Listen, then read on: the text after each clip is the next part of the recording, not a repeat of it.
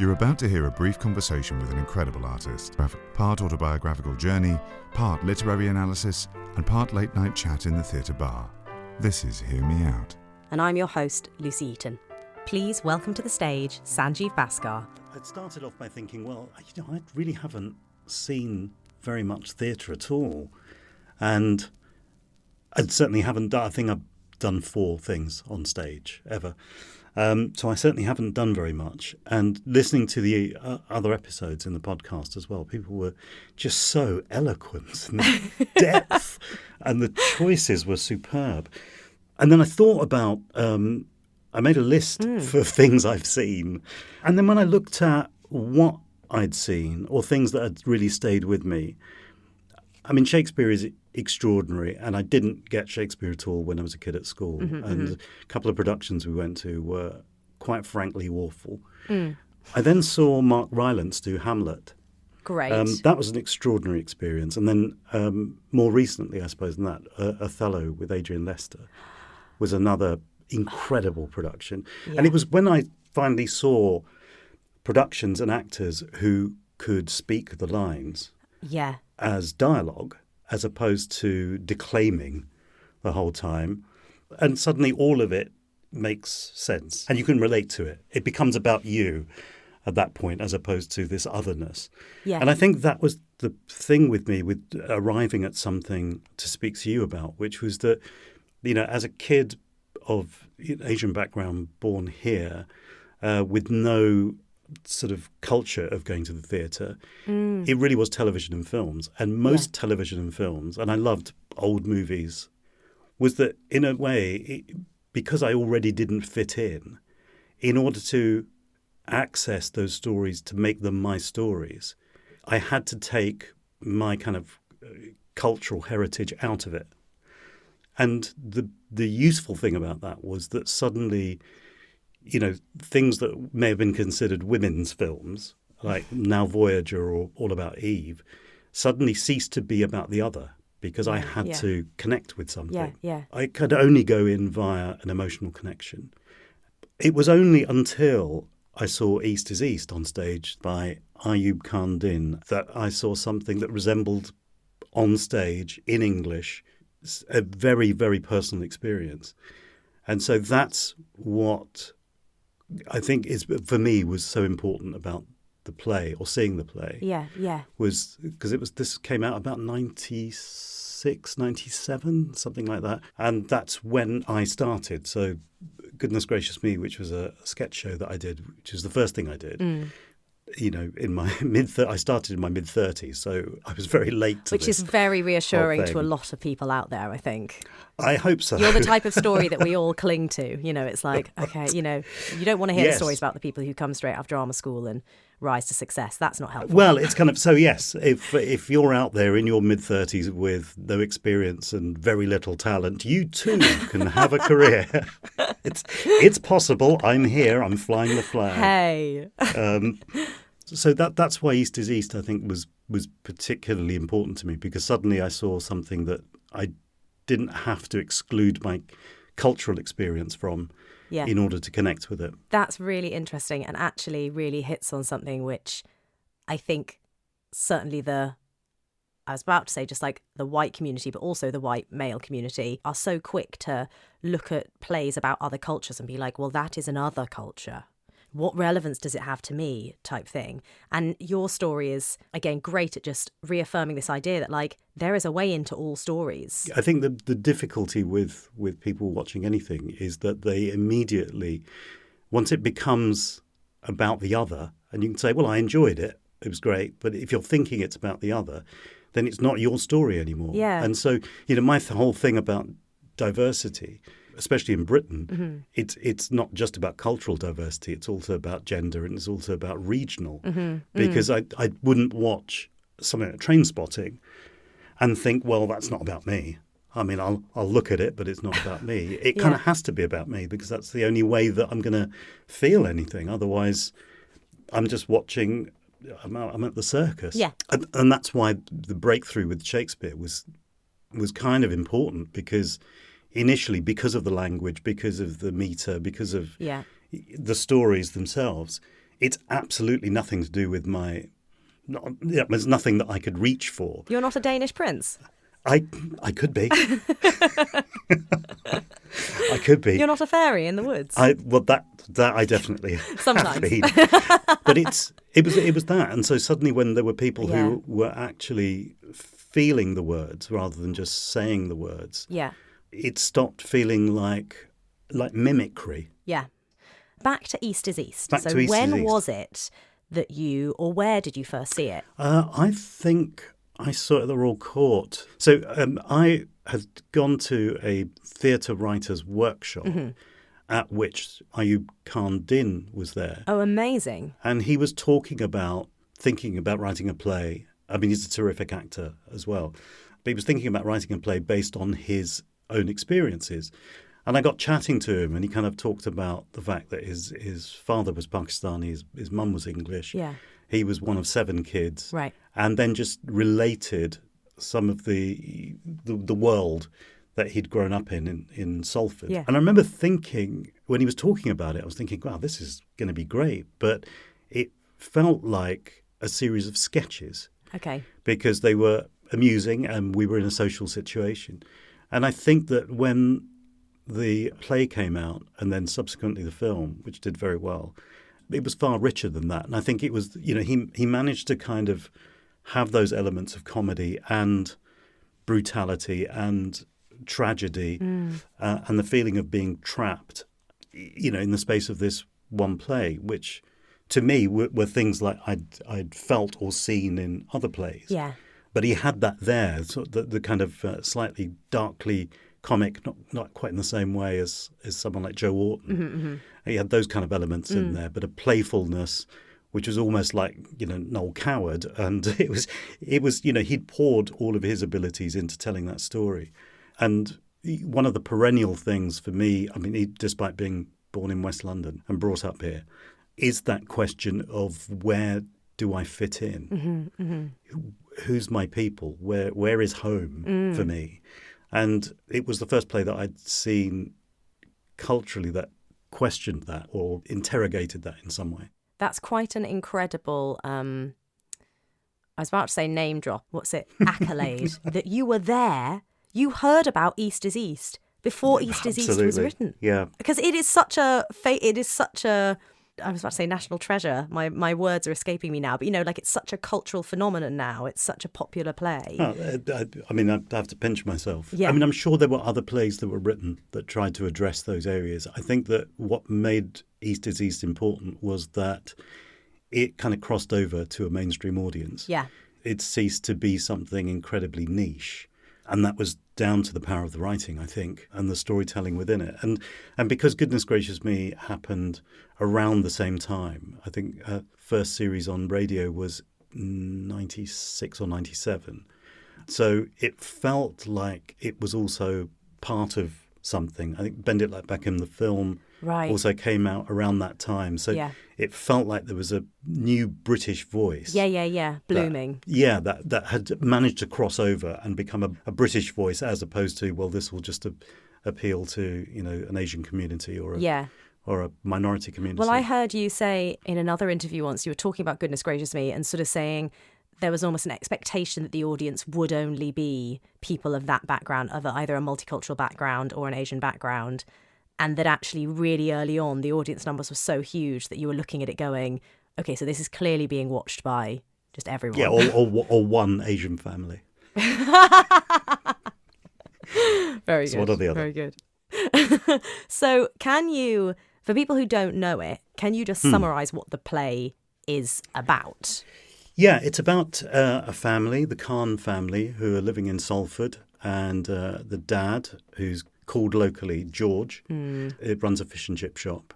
And he married Ella, who is white, English, local, and they have 7 children. So there's quite an age range within the children. And, the children are torn between, they're all young, and they're all torn between they want to keep their parents happy. And within that is that George and Ella are so different. He is so rooted in the way that he was brought up and by the social rules he was brought up with. And Ella is kind of, different. How do they please them both? George is incredibly traditional in that he's trapped as well because, he's come from Pakistan. In his world, men are in charge. Parents are deities. Do as I say, not as I do. Yeah. And he can't understand his kids who've got all these Western influences. And so a lot of the play is about those kids trying to kind of navigate their way through a quite, at times, violent father whose frustrations are expressed through violence towards his kids and towards his wife. But he doesn't understand them. And the kids kind of drift between the two. So that's the basic kind of setup. And there are very funny moments in it. And as I've just said, it's kind of, some quite brutal moments in it as well. Where does the title come from? I think it's something that my parents also used as well, which is to define the difference. It's East is East and West is West. These things don't mix. Yes, okay. And so, since the play is about mixing, about assimilating and about trying to work out where you sit within it all, that was a phrase that was kind of used quite a bit to kind of go, I mean, my parents did, which is to kind of say, the values here are different from ours and they won't mix. So what were the bits you picked out? Why did these bits spring to mind? They struck me as counterpoints. The first one is from George, the patriarch, talking to one of his sons who has been trying to please him and he's effectively trying to suggest why his way is right. And his justification for it in talking to a child is kind of simplified. And the second one is one of his sons who has tried to break away.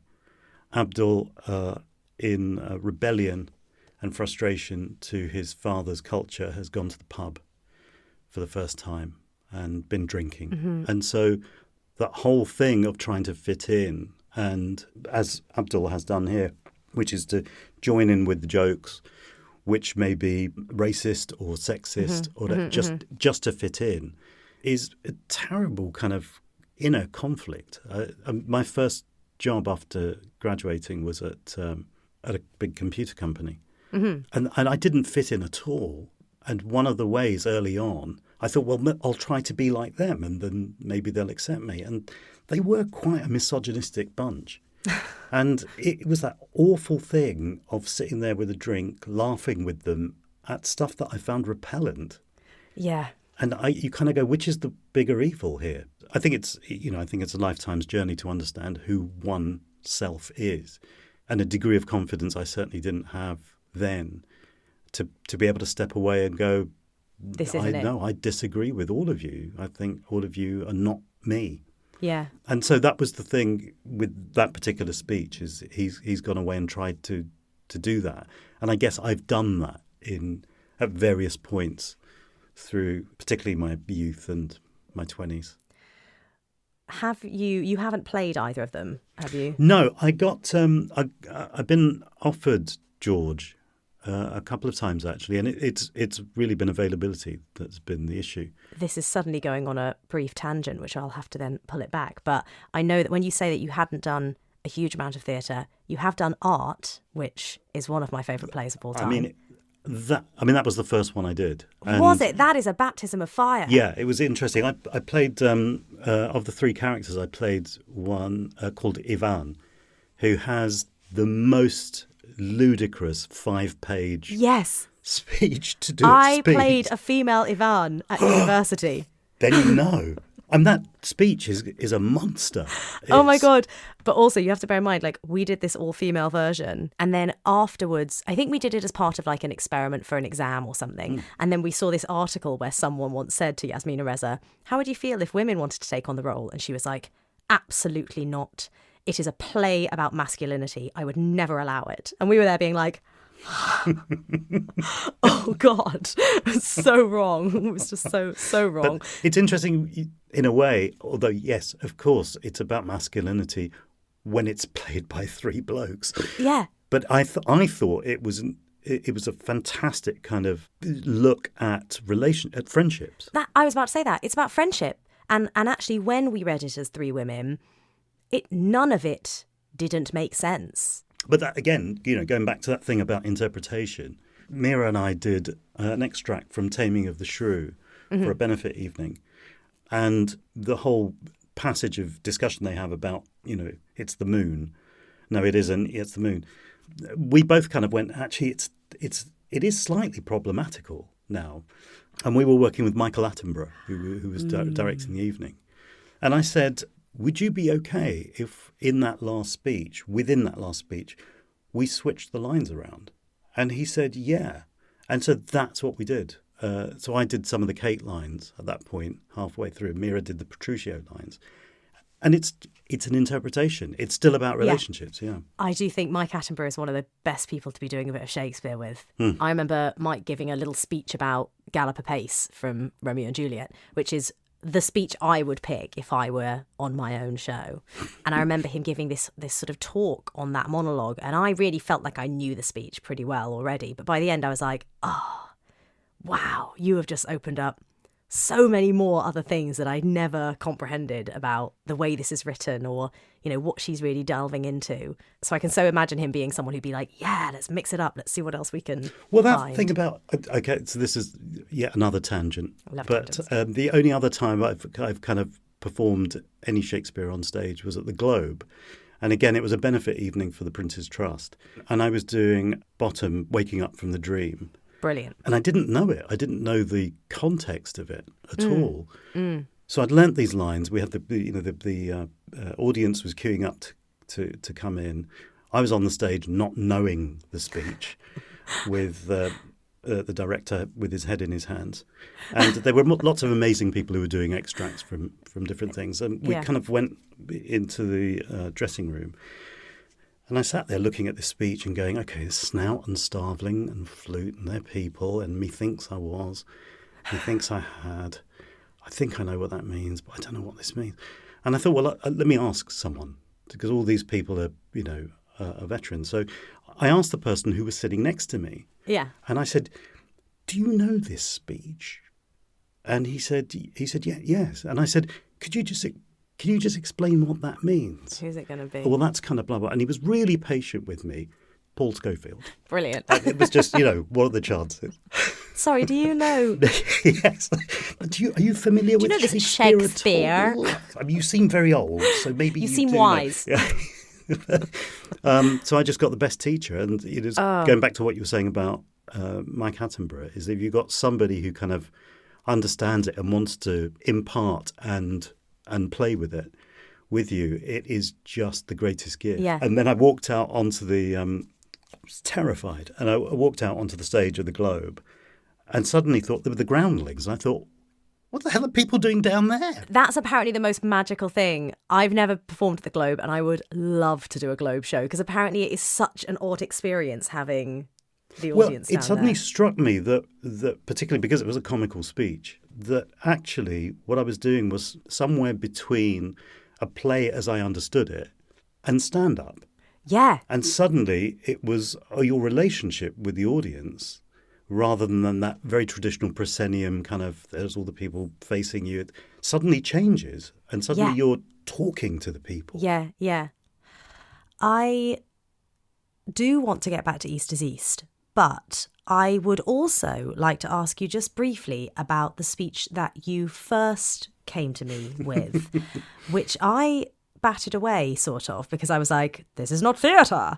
But it is actually a direction that I would love this show to be open to going in.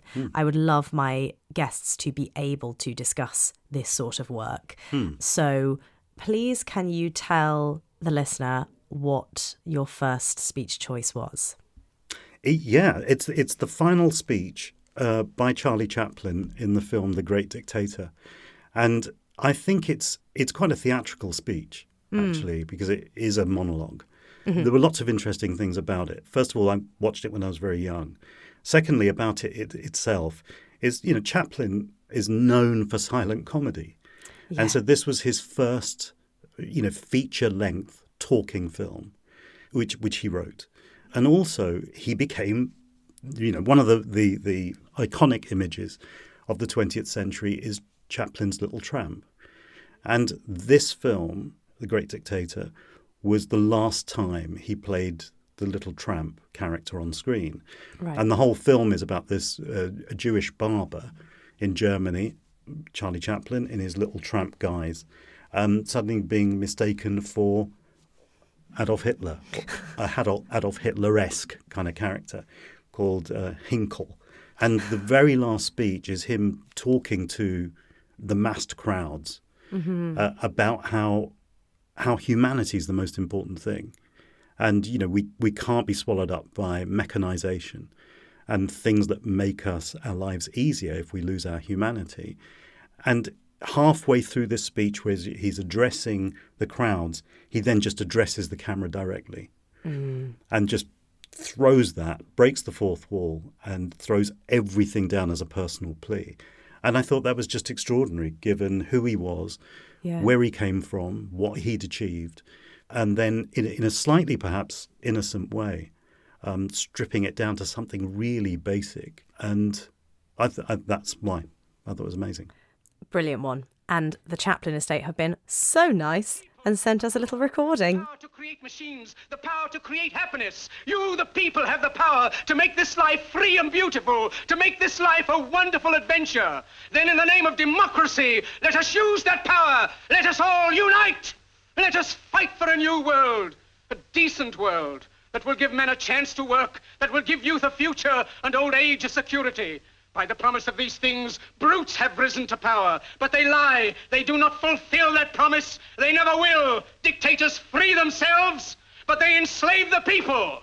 Now let us fight to fulfill that promise. Let us fight to free the world, to do away with national barriers, to do away with greed, with hate and intolerance. Let us fight for a world of reason, a world where science and progress will lead to all men's happiness. Soldiers, in the name of democracy, let us all unite!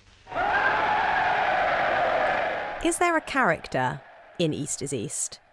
I know that you said that George is the one you've been asked to play a couple of times, but is there a character when you've seen it that you have felt most personally connected to?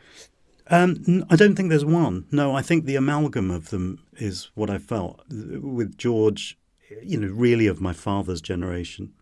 And so I kind of understood that because my dad was nothing like that, or is nothing like that. But certainly the fear that comes from not understanding the culture that surrounds you. Mm-hmm. It's the fear of the other again, thinking that you'll lose something of yourself. And particularly once you have kids, then, you worry anyway about, what's influencing them and how they're going to turn out. So it was bits of that I recognised. I think it was recognition more than anything else, but certainly amongst the kids, the speech that I picked from Abdul particularly, that was something that in some form or another had crossed my mind. Would you like to read that speech? I'll do the Abdul speech. Great. So Abdul is talking to his brother, Tariq. Mm-hmm. No, you shut up, Tariq. You're right, I was pathetic. Tonight in the pub with the lads. We sat drinking, telling jokes, playing music, telling more jokes. Jokes about sex, thick Irishmen, wog jokes, chink jokes, packy jokes. And the biggest joke was me, because I was laughing, the artist. And they laughed at me because I was laughing. Seemed like the whole pub was laughing at me. One giant grinning mouth. I just sat there and watched them and I didn't belong. I was crying so hard I couldn't catch my breath. So I ran and kept on running. When I got home, my dad was here praying. I watched him, Tariq. And it was right to be here, to be a part of this place, to belong to something. It's what I want. I know my dad will always be a problem, but I can handle that now. Perhaps I might make him change. But I don't want that out there. That's not who I am. It's as alien to me as Dad's world is to you. It's so what you say about, I know he's saying there, coming home felt right. but it's that sense that nowhere seems to feel super comfortable. Yeah, it's exactly that. And this is the thing about finding your tribe, is that your community. And it was only actually when I started acting and writing that I thought, I found my community. This is my tribe. It's people who are creative and open and looking to communicate and looking to connect. That's my people. It's not people who have a similar name or a similar background or a culture or whatever, because it's something I've said to the students at Sussex University, where I'm chancellor, which is that I've had the good fortune to meet complete idiots from every religion, every age, every gender, every kind of political persuasion. But I've also met really great people from all of those as well. Yes. And so, that language of creativity, of art generally, is where I kind of found my tribe. I regard you as part of my tribe. I regard you as part of my tribe. Oh, well, that's really lovely. Thank you. Hear Me Out is a Lucy Eaton Productions podcast. Music composed by Tristan Kay and artwork by Rebecca Bright. Our heartfelt thanks to the estates and license holders that allow us to read our guests' speech choices. If you've enjoyed what you've heard, please subscribe, rate and review. You can follow us on social media at Pod Hear Me Out and enjoy visual clips of the interviews on our YouTube channel. Finally, if you would like to support Hear Me Out, go ahead and click the Patreon link at the bottom of the episode bios.